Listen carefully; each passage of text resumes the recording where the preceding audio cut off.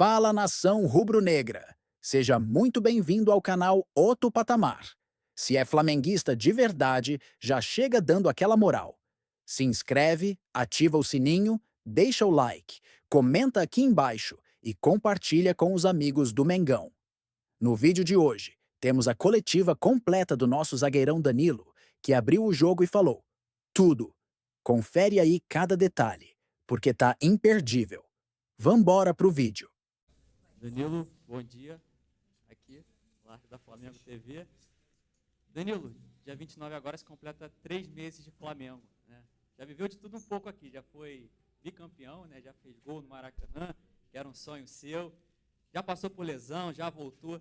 Já viu um pouco de perto da pressão da torcida, né? O resultado que é do Flamengo, o privilégio também. Queria que você fizesse um balanço sobre esse período bem intenso até meu. Bom dia a todos. Certamente foram 3 meses intensos, 3 meses onde eu vivi muita coisa que eu esperava, muita coisa que eu não esperava, mas que tem sido uma experiência maravilhosa. Se eu quisesse viver sem pressão ou com pouca pressão, não teria escolhido vir para o Flamengo, certamente. O Flamengo tem que ser assim, tem que viver com pressão, tem que estar pressionado por resultado. Se o resultado aparecer, tem que estar pressionado por jogar bem. Tem que estar pressionado por não tomar gol, tem que estar pressionado por convencer sempre. Tive um momento de lesão onde eu pude passar muito tempo no clube também, aprender muito as dinâmicas internas, coisas simples como o nome de todos os funcionários, como os horários, né, coisas que me ajudaram muito nessa integração aqui dentro do clube. Foi até bastante tempo, não esperava que fosse tanto. Entretanto, eu tomei isso como uma coisa positiva, que me ajudasse, para que eu colocasse em prática voltando a jogar.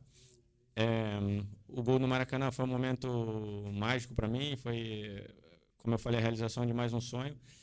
E agora espero dar uma sequência importante de jogos, de ajuda ao clube e à equipe dentro de campo, que é para isso que eu fui contratado.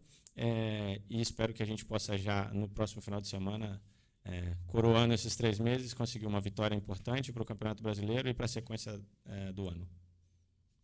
Oi, Danilo, boa tarde a todos. Flávio Vinick, do SBT. Queria que você falasse da importância desse jogo, de uma vitória. O Campeonato Brasileiro é um campeonato longo, pontos corridos, mas já existe uma pressão pela liderança, que o Flamengo acabou perdendo e tem a oportunidade de recuperar, não depende só dele, mas já entra tendo que vencer, já com essa pressão no domingo no Maracanã, contra um tradicional adversário, o Corinthians. É bonito, né? Entrar para vencer e para que a gente possa retomar a liderança, né? A gente fala muito em pressão, como eu falei agora na resposta anterior, e ainda bem. E é uma pressão para que a gente possa ser líder do campeonato, para que a gente volte a ser primeiro. Então, isso é uma pressão maravilhosa, é um privilégio, certamente. E, como eu falei antes, jogar pelo Flamengo é isso, é essa pressão por resultado, por vencer, por estar em primeiro. E a sequência do ano passa sempre pelo jogo seguinte, né? O jogo seguinte é o jogo contra o Corinthians, no Maracanã. Onde certamente vai ter um ambiente maravilhoso, onde certamente a equipe vai entrar com motivação máxima para poder conseguir o resultado. E a importância é a mesma importância de cada jogo, né? O que eu tenho falado aqui é que o nosso objetivo, o nosso foco, né? A nossa prioridade é sempre o jogo seguinte, independente da competição. Acho que é esse o pensamento que a gente tem que seguir trabalhando aqui dentro. Danilo aqui no meio, Thiago Lima do GE. Boa tarde. Você jogou muito tempo no Santos. Imagino que você tenha enfrentado bastante o Corinthians. Primeiro, eu queria saber se tem algum jogo marcante seu contra o Corinthians, que você lembre. E uma segunda pergunta, o Corinthians tem um jogador renomado que é o Memphis, está fazendo sucesso aqui. Você já enfrentou ele uma vez, se não me engano, no Juventus e Lyon, em 2020.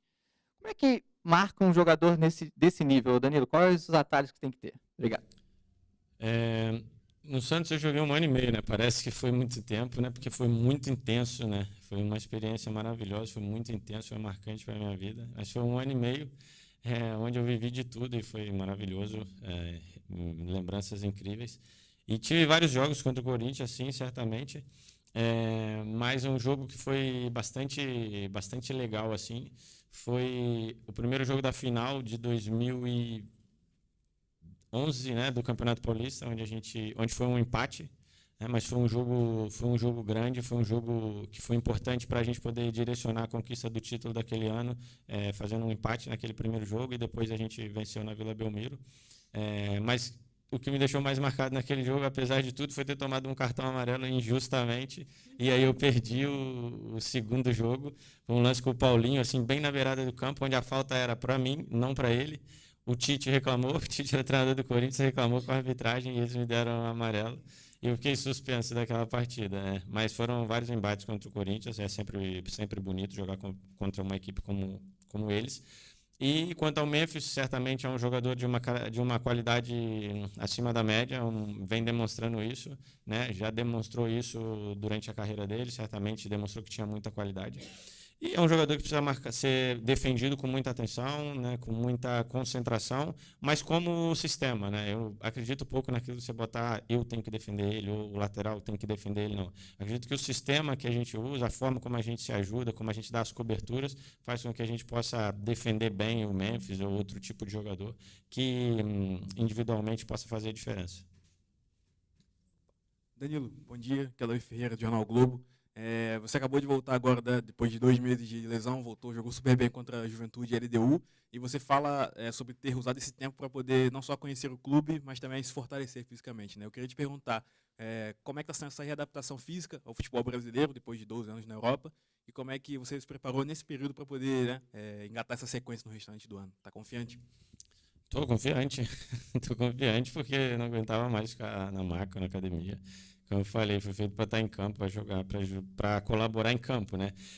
Como eu sempre falo, toda crise é uma oportunidade, né? Eu acredito que foi um momento de crise para mim individualmente, ficar fora durante esses 2 meses. Então eu pude aproveitar para me reequilibrar muscularmente, para trabalhar coisas que com a correria do dia a dia e de tantos jogos e viagens a gente às vezes não consegue trabalhar, como equilíbrio, potência, reatividade, coisas que são muito importantes no jogo e que muitas vezes com tanto treino, com tanto jogo, a gente não consegue trabalhar ou ter um olhar específico para isso, né? Então eu procurei utilizar esse tempo que eu tive mais aqui dentro justamente para isso, para que quando eu voltasse eu pudesse estar melhor preparado do que quando eu cheguei, ainda que eu tenha chegado num nível muito importante, mas todas as mudanças que aconteceram e todas as mudanças em termos psicológicos, em termos de estrutura mesmo da minha vida, certamente são coisas que demandam um certo tempo para poder adaptar, mas já acabou esse tempo de adaptação.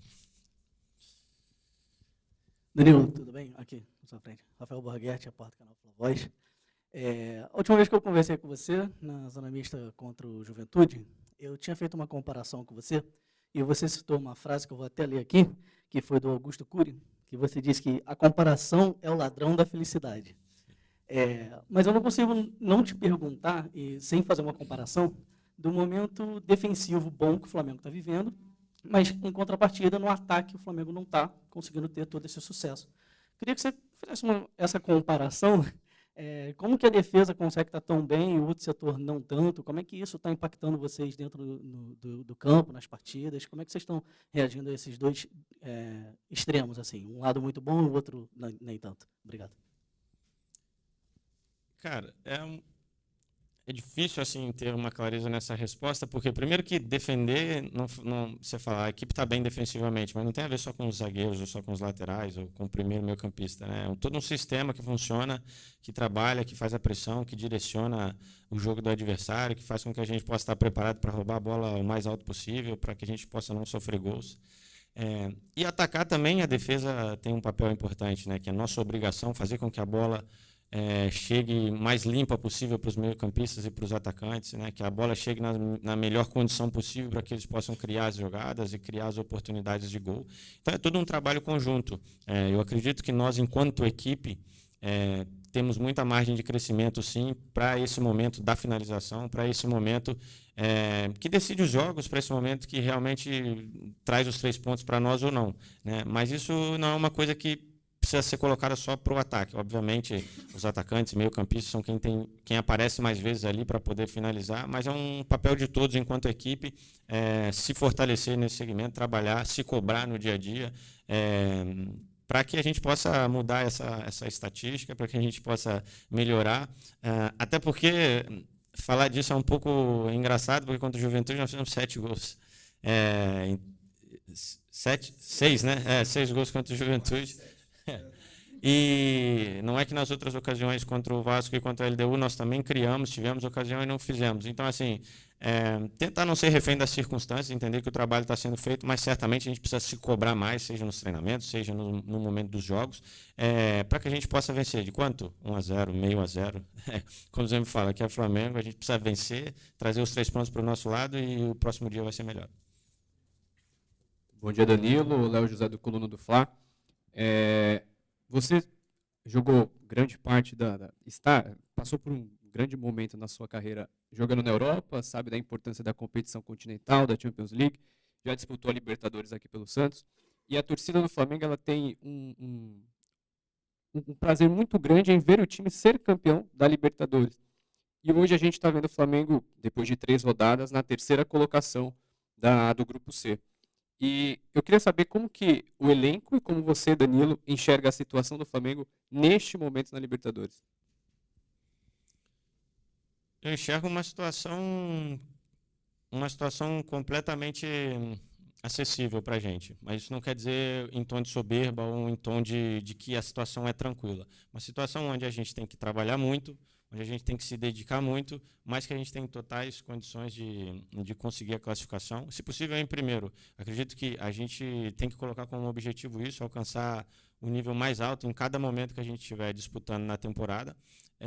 O objetivo é passar o grupo em primeiro, porque isso depois dá moral, dá confiança, e também, normalmente, nos cruzamentos, te faz ter confrontos talvez mais acessíveis, mas eu acredito que é uma situação onde a gente tem total condição de reverter. Pode ter certeza que eu, particularmente, mandando essa mensagem em nome do nosso grupo, não tem ninguém satisfeito com essa posição na tabela. Aí você fala, a gente está em terceira, 1 ponto, 2 pontos, cara, mas o Flamengo tem que estar lá em cima, o Flamengo tem que estar em primeiro, o Flamengo tem que vencer.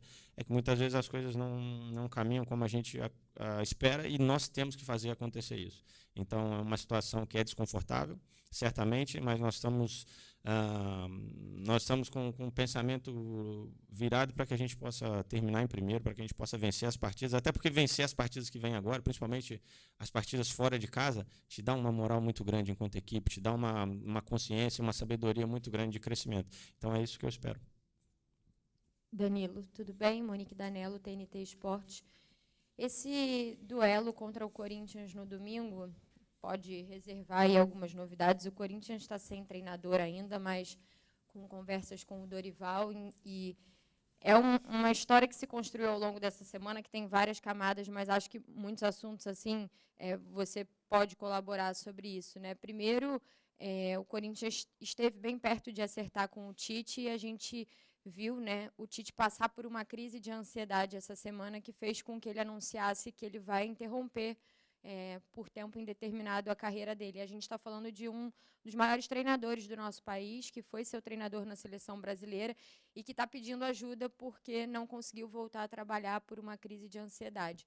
E, ao mesmo tempo, a gente vê aí a possibilidade do Dorival assumir que você era o capitão dele na seleção há menos de um mês, há um mês atrás. Eu queria que você falasse como você tem visto essa movimentação no nosso futebol, especialmente sobre essa questão do Tite, que é um cara com quem você conviveu por muito tempo. Não sei se você chegou a falar com ele depois disso. Obrigada.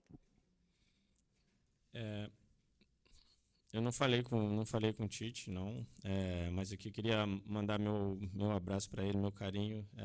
Sempre foi um cara incrível com a gente na seleção brasileira, comigo especificamente. Sempre teve uma relação muito, muito carinhosa, de muito respeito e de muito aprendizado para a minha parte, mas que, ao mesmo tempo, também sempre me escutou, sempre deu muita abertura para as minhas opiniões e para aquilo que eu enxergava como futebol. Queria mandar meu abraço para ele, para a família, para que ele possa estar se sentindo melhor o quanto antes, porque é um tema muito sensível esse, que às vezes a gente não dá o valor necessário. Eu, mais ou menos, diria 3 ou 4 anos atrás, passei por um episódio também dessa maneira, onde eu também sofri com crise de ansiedade e momentos de dificuldade assim, psicológica, e eu tenho certeza que não é nada agradável de se sentir, e ainda mais difícil ainda de passar. penso que isso pode ser uma oportunidade para que a gente olhe o esporte de alto rendimento, ou pelo menos tente olhar o esporte de alto rendimento de uma maneira diferente. Eu acredito que nós atletas, principalmente atletas né, com maior poder financeiro e de uma voz de alcance maior, a gente tem condições de buscar ajuda por nós mesmos, ou uma consciência de entender que a gente precisa de ajuda na maioria das vezes. Podemos buscar profissionais, estruturas, pessoas que podem nos ajudar. Mas que a gente possa ter uma consciência da camada da raiz, né? Nas categorias de base, nos clubes que têm menos condições financeiras, de visibilidade, de tentar desenvolver um trabalho onde a gente valorize o ser humano, primeiramente, antes do que o atleta de futebol, antes do que o jogador de futebol, né? Até porque o atleta de futebol ele só vai existir e performar na potência se psicologicamente ele estiver bem, equilibrado, né? E isso é um problema, né, que não afeta só o futebol nesse momento, é um problema que afeta a nossa sociedade em si, é uma sociedade extremamente ansiosa, extremamente preocupada, e que a gente possa servir como alerta para a gente encontrar mecanismos de dar voz e visibilidade para as histórias boas, né, para dar suporte para as pessoas poder estar bem, poder estar minimamente confortável.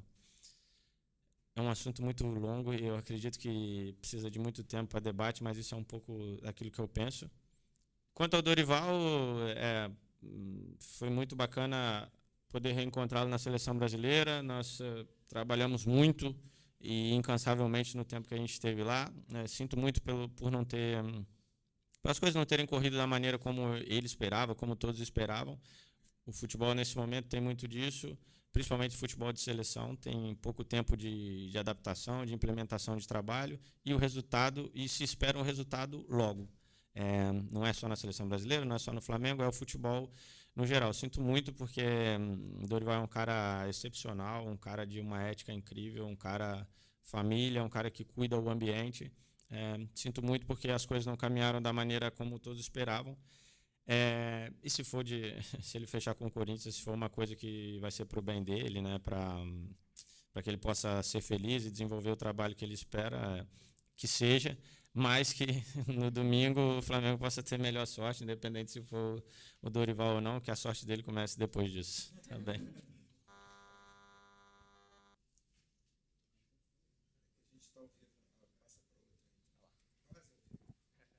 Danilo, bom dia, boa tarde já.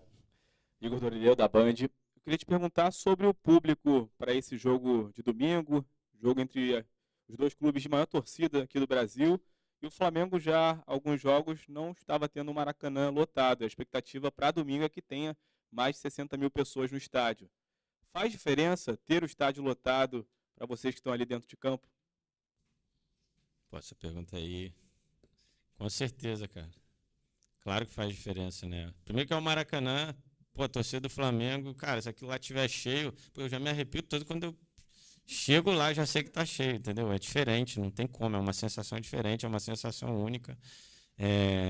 Principalmente um jogo contra o Corinthians, as duas maiores torcidas do Brasil, cara, eu quando era criança, se me perguntasse que tipo de jogo que eu queria jogar, que eu gostava de assistir, era isso, entendeu? Então, domingo eu acredito que vai ser um dia muito, muito bonito, uma tarde especial, poder ter o Maracanã cheio, ter o apoio da torcida do Flamengo, ter um jogo do tamanho de Flamengo e Corinthians, com todos os ingredientes para que seja uma tarde bacana, e como eu falei, que seja com vitória do Flamengo, mas a importância da torcida do Flamengo é inegável, e que ela esteja dentro do Maracanã e lotando o Maracanã certamente é um ponto muito positivo para a gente.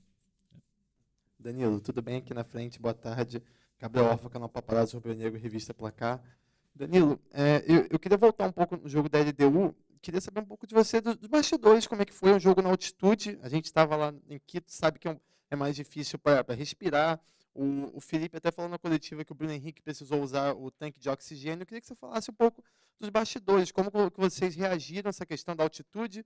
A gente sabe, claro, que é mais baixo do que La Paz, onde o Flamengo jogou no passado, mas como foi para vocês, além do adversário difícil, que a LDU, como é que foi essa questão da altitude na visão do jogador? Obrigado. Cara, eu poderia ser um pouquinho político e te dar essa resposta aí, mas, pô, jogar na altitude é ruim pra caramba. É muito ruim, cara. É muito ruim. em termos, né, de respiração, de tudo isso, cara, é muito difícil, é muito diferente. Cara, se você sobe uma escada um pouquinho mais, pô, fica tonto, cara, você não tem a lucidez que se costuma ter aqui embaixo. Cara, fisiologicamente é horrível, assim, horrível mesmo, é uma coisa muito ruim, assim. Se eu pudesse não jogar nunca mais na altitude, eu já te digo que era o que eu queria. Depois, a velocidade da bola, sabe, é uma loucura, assim, você faz um passe daqui até ali, parece que você chutou pro gol, a bola vai muito rápido. Sabe, estou tentando falar de uma linguagem assim que talvez as pessoas entendam melhor, porque às vezes a gente vem aqui e fala de um jeito que, pô, meio gourmet, né? Então é isso mesmo, cara. Você vai tocar daqui até ali e a bola sai numa velocidade incrível. Pô, você vai fazer uma mudança de direção, um pique, cara, se fica tonto, não consegue entender bem o que está acontecendo. Então, cara, é um jogo muito diferente, muito difícil, né? Precisaria de mais tempo de estar lá, de adaptação e tal, para você poder conseguir estar bem, né, lúcido para jogar 100%. Dito isso, o jogo é muito diferente, é muito ruim, mas dito isso, também a gente tinha que ter ganho o jogo. Eu acredito que a gente poderia ter feito, não melhor, mas a gente poderia ter vencido o jogo, né? Então, que fique como aprendizado, para nós, enquanto grupo, enquanto equipe, que a gente tinha condições de vencer. Quer dizer que a gente não fez o nosso máximo? Não. Mas quer dizer que a gente tem um espaço aí de crescimento para a gente poder vencer esse tipo de jogo, que é extremamente difícil. Bom. Danilo, boa tarde. A gente está ao vivo aqui no Sport TV, no Taon. Você falou, né, toda a dificuldade de jogar na altitude. O Léo Pereira, por exemplo, acabou sendo poupado dessa partida, alguns jogadores não foram. E aí depois o Felipe Luiz até admitiu a possibilidade, com a volta dele, de fazer uma formação ali atrás com 3 zagueiros. Não é uma novidade para você, mas como que seria essa formação, mesmo com a zaga do Flamengo vem funcionando, o time levando poucos gols, mas se você já conversou com ele, se vocês conversaram sobre isso, ou ainda está no campo das possibilidades, e como seria? Obrigado. Cara, não conversei com o Felipe sobre isso, né? Com ninguém, assim, a gente não falou isso internamente. Mas se ele resolveu usar 3 zagueiros, quer dizer que eu acho que eu vou jogar melhor ainda. Mas, brincadeira à parte, assim, eu acredito que o Flamengo tem zagueiros hoje de um nível muito importante. Para mim tem sido muito bacana compartilhar momentos, né, com os 2 Léos e também com os meninos, com o Cleiton, com o João. Poder passar aquilo que eu aprendi, né, e aquilo que eu tenho de entendimento de futebol, e também poder aprender com eles, porque eu acredito que a juventude te dá uma coisa que os anos de estrada vão te tirando, que é talvez às vezes um pouco de empolgação, um pouco de senso de fazer as coisas sem pensar muito, sem essa extrema responsabilidade. Mas principalmente falando do Léo Ortiz e do Léo Pereira, são 2 jogadores que alcançaram um nível muito importante de futebol. Seja defensivamente, com consciência de espaço, com consciência de controle, né, da zaga em si, seja com a bola no pé, de construção das jogadas, de responsabilidade por construir as jogadas e fazer com que a bola chegue de uma maneira limpa e importante para o pessoal da frente. Então, acho que a briga aí é bacana, eu estou preparado para poder lutar com eles dia a dia, mas eu tenho certeza que isso só engrandece o Flamengo, o elenco, o trabalho que vem sendo construído. São 2 caras que eu tenho uma admiração grande. Boa tarde. Você fala muito sobre sistema, né, sobre o sistema defensivo como um todo, a equipe, o coletivo, mas a gente também precisa falar sobre os seus números individualmente. E desde que todas as vezes que você foi titular com a camisa do Flamengo, o Flamengo não sofreu gol e não perdeu até agora. A que você atribui isso individualmente falando, Danilo? Obrigada. Individualmente falando, eu acredito que, como eu falei, os anos de estrada, a experiência e tudo aquilo, e claro que jogar bola, te faz conseguir administrar o espaço defensivo ali de uma maneira importante e que ajude bastante a equipe, né? Mas mesmo fazendo essa, digamos, essa analogia de que quando eu joguei, o Flamengo não sofreu gols, venceu e não sei o quê, é impossível falar disso de maneira individual, porque, por exemplo, nesse jogo agora da LDU, eles me deram o prêmio de melhor jogador da partida, mas eu não merecia. Quem merecia era o Ayrton, por exemplo, ou o Eric, porque fizeram uma partida incrível. Eu já te digo, se o Ayrton Lucas não tivesse no nível que ele teve nos duelos individuais, a gente não tinha nem empatado a partida. A nossa chance de perder o jogo era muito grande, porque ele individualmente venceu todos os duelos contra um cara difícil de defender, em situações onde, se ele fosse ultrapassado, era muito perigo para o Flamengo. Então é impossível falar de mim individualmente. O que eu posso falar que eu ajudo muito é organizando o sistema. Isso sim, eu acredito que eu tenho uma influência muito grande. Talvez uma das minhas melhores características é fazer com que meus companheiros joguem melhor, ou se posicionem melhor, ou estejam melhor colocados em campo. Isso sim eu posso falar de mim individualmente. Agora, quanto concreteza dentro de campo, aquilo ali é sempre o sistema, é impossível falar do individual. Obrigado. Dani, aqui, boa tarde. Isabelle Costa, canal Gold. Aproveitando até um pouquinho do que você falou sobre não só falar individualmente, a gente sabe que você é um líder nato, né? Capitão da seleção brasileira, sempre foi capitão nos clubes que você já jogou, e dá para ver um pouquinho da tua atuação aqui, mesmo em tão pouco tempo, a gente já consegue ver. Hoje mesmo você estava ali conversando com o Gerson, queria que você pudesse falar um pouquinho de como tem sido essa convivência e também um pouco dessa divisão de responsabilidades, né, de voz ativa dentro do vestiário. E também queria te perguntar sobre a Libertadores, porque você falou que o objetivo é estar em primeiro, óbvio, classificar. Só que no início da temporada, o Boto, até Felipe Luiz falaram sobre essa prioridade dada ao Brasileirão. Depois da derrota para o Córdoba, você acha que esse discurso mudou, a postura também mudou, o papo e assim, dentro do vestiário com os jogadores mudou, essa mudança de pensamento? Obrigada. Quanto à liderança, a exercer todo esse papel, eu acredito que isso é até uma obrigação, visto a minha idade, visto tudo aquilo que eu já vivi no futebol, mesmo ainda querendo viver muitas coisas aqui. Eu acredito que seja uma obrigação minha não guardar isso para mim, compartilhar isso, dividir para o crescimento dos meus companheiros, para o crescimento do ambiente em si, porque muitas coisas, questão de organização do ambiente, ela ultrapassa aquilo que são os jogadores e o jogo de futebol em si. Eu acredito que tem muito a agregar nesse sentido. E eu sou um inquieto, assim, sabe? Tudo aquilo que eu vejo que eu acredito que tem um potencial de melhora, que pode ser feito de uma maneira, às vezes, 10% diferente, mas que vai fazer uma grande diferença, eu falo, porque eu prefiro passar como, cara, Danilo é chato pra caramba, do que não falar e depois as coisas não acontecerem por uma coisa que eu deixei de falar, entendeu? Então, isso é uma coisa que vai acontecendo no dia a dia. Eu acredito que os meus companheiros esperam isso de mim também.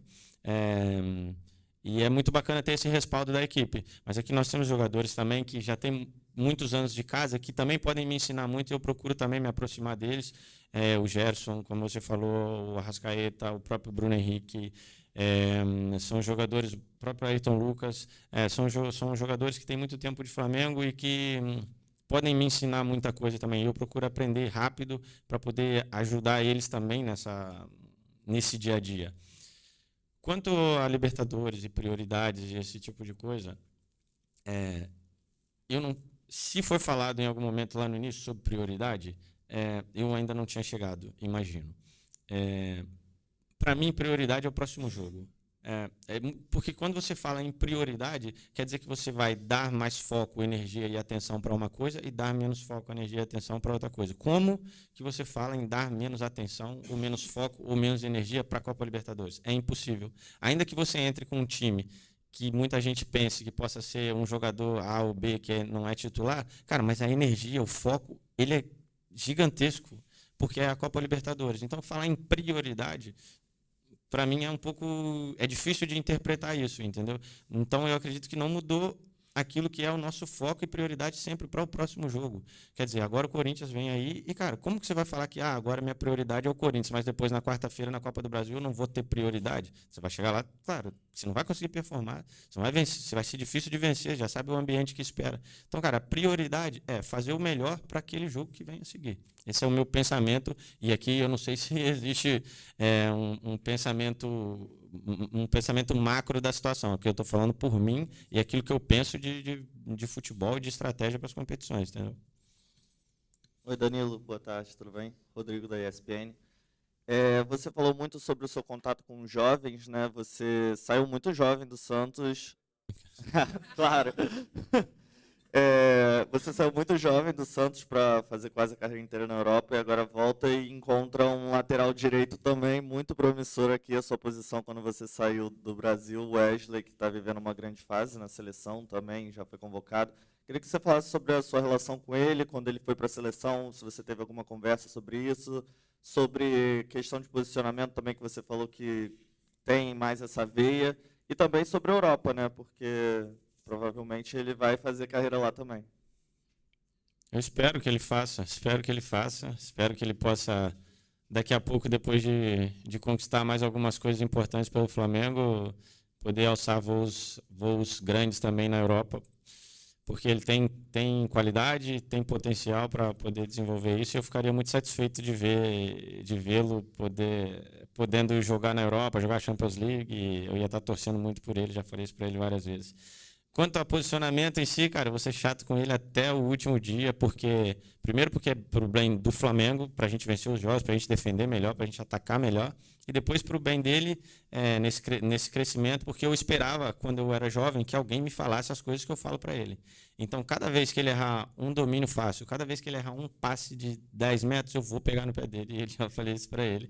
Certamente, pode me chamar de chato, pode fazer o que for, mas isso representa crescimento para o Flamengo, representa crescimento para ele individualmente, e eu vou estar melhor, porque o Flamengo vai jogar melhor, certamente. Mas é um garoto que se dedica muito, é um garoto que, muito mais do que te ouvir, ele põe em prática aquilo que ele ouve, entendeu? Então ele escuta, reflete, fala, pô, no outro jogo ele fala comigo, pô, Dani, você falou comigo aquela coisa lá atrás, pô, viu, nesse jogo eu fiz isso e deu certo, você tem razão. Então, muito mais do que escutar, é você, cara, botar em prática, e ele tem essa inteligência de fazer isso dessa maneira. É um garoto muito bacana, um garoto leve de lidar no dia a dia, responsável, gosta muito do Flamengo, e eu desejo toda a sorte do mundo para ele, que ele possa realmente fazer uma carreira importante. Eu estava falando outro dia com as pessoas, eu vi outro dia no jogo da Seleção Brasileira que eu não pude acompanhar, que eu não pude estar porque eu estava lesionado, e em algum momento eu vi a cara dele assim de um pouco assustado e tal com as coisas, e eu comecei a rir assim, porque eu falei, cara, eu vivi isso, eu passei por isso, e só ele pode passar por isso, só ele pode crescer dentro desses momentos. Então, assim, que ele entenda que cada momento que ele está vivendo agora é um privilégio e um step para que ele possa chegar num nível alto. Tá bom? Agora quem está com crise de ansiedade sou eu. David Sharp. Que só ele viu. Você entende a piada interna? Oi, Danilo, tudo bem? Bom, vamos lá. Está rolando um debate que é muito importante sobre a questão dos estrangeiros aqui no Brasil. Né? E você, como jogador internacional, como eles chamam lá fora, um jogador que... Internacional de bicas. Pois é. Mas que jogou na Juventus, jogou em times importantes. O que você acha? Porque teve até um programa na Band com Galvão Bueno, Luxemburgo e Leão, se não me engano, falando que tem que diminuir o número de estrangeiros para o Brasil voltar a ser forte na seleção, sendo que tem teorias contrárias também, né, que falam que a Itália, que era a maior liga do mundo, e foi durante muito tempo, tinha uma seleção muito forte, que uma coisa não tem rigorosamente nada a ver com a outra, tem gente até que fala que não, que é bom ter vários jogadores estrangeiros para que tenha uma internacionalização, que tenha uma, digamos assim, uma correspondência melhor, né? Um intercâmbio melhor. Qual é a sua opinião sobre isso? Queria entender até sobre o posicionamento da Liga Brasileira no cenário do mundo, se está forte, se não está, se está do nível das principais do mundo. Cara, provavelmente essa é uma resposta que, para ela ser dada de uma maneira justa, eu precisaria de um tempo assim para pensar realmente sobre o assunto, porque é um assunto bem profundo e demanda muitos questionamentos. O que eu posso falar em relação a isso é que, independente do número de estrangeiros, diminuir estrangeiros ou liberar, eu acho que precisa existir um foco maior na capacitação dos nossos atletas, da nossa juventude. Aí sim, eu acredito que possa ter um impacto grande e positivo. Porque se você diminui o número de estrangeiros, né? Em teoria, abrindo espaço para mais jogadores brasileiros. Mas se você não investe na capacitação desses atletas, cara, vão chegar atletas no profissional, no time principal, que não estão preparados e que não vão crescer e de se desenvolver como atletas de alto nível. E aí, pô, faz sentido você trazer estrangeiro para os clubes, para vencer, para poder ter marketing, para poder ter todo esse tipo de coisa. Agora, se você focar na capacitação da nossa juventude, das nossas categorias de base, criar escolas de futebol preparadas realmente para ensinar o futebol e valorizando a essência do futebol brasileiro e capacitando e melhorando tudo aquilo, melhorando os profissionais também que estão envolvidos, aí sim eu acredito que vale a pena você pensar em diminuir o número de estrangeiros.